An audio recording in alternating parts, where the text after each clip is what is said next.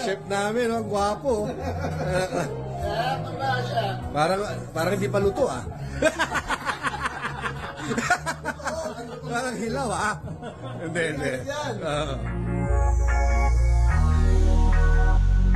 Pati sauce daw gagawin na niya. Oo. Sonero na Tama.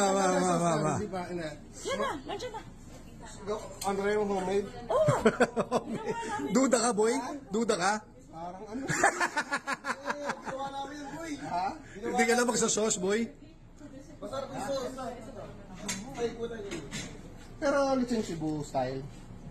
Inalo-halo namin yan. Halo, lahat na yan. Sambuangueño, Cagayan de Oro. Sama-sama na yan. Nga rin itong si John Estrada na ibinahagi ang ilan sa mga kaganapan dito sa naganap na birthday celebration ni Michael de Mesa. Aliw na aliw nga itong si John Estrada nang makita itong si Coco Martin na hinihiwa na ang kanyang pinaghirapan na lechon. Ayon nga dito kay Coco Martin ay pinaghirapan nga raw niya na lutuin ang lechong ito para mismo dito sa kanyang kaibigan at best friend na si Michael de Mesa. Tuwang-tuwa naman ang kanyang mga kaibigan habang ginugupit na niya ang lechon na kanyang niluto. Hindi kasi magupit-gupit ni Coco Martin itong lechon, kaya naman 2 kamay na ang kanyang ginamit. Nagbiro pa nga itong sina Raymark Santiago at John Estrada na tila nga daw ba hilaw pa ang lechon. Natawa naman itong si Michael de Mesa sa sinabi ng kanyang mga kaibigan dito kay Coco Martin. Ang masaya naman itong si Michael de Mesa na ipinagdiriwang nila ang kanyang kaarawan kasama ang kanyang matatalik na mga kaibigan. Isa nga rin itong si Raymark Santiago na sobrang saya habang hinihiwa o ginugupit ni Coco Martin ang kanyang nilutong lechon. Pati nga itong si Coco Martin ay natawa sa kanyang ginagawa. Hindi nga magupit-gupit o mahiwa-hiwa ang lechon.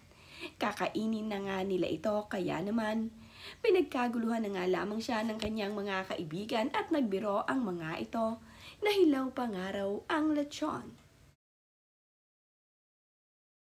Sobrang nag-effort nga itong si Coco Martin para dito sa birthday ni Michael de Mesa. Dito nga niya mismo ito inimbitahan sa kanyang bahay. Ito nga ang naging itsura ni Coco Martin habang kanyang ginugunting ang lechong ito. Ito nga ay upang matikman ng birthday celebrant at ng kanyang mga kaibigan. Ito ang chef namin ngayon, no?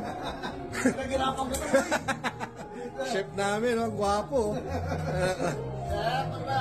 Parang hindi pa luto, ah.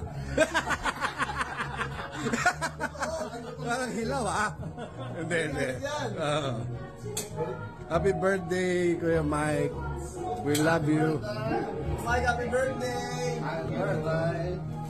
Of course, ang pinakamagandang chef, si Madam Reggie. And of course, the better half of the celebrant, Madam Julie. Mike!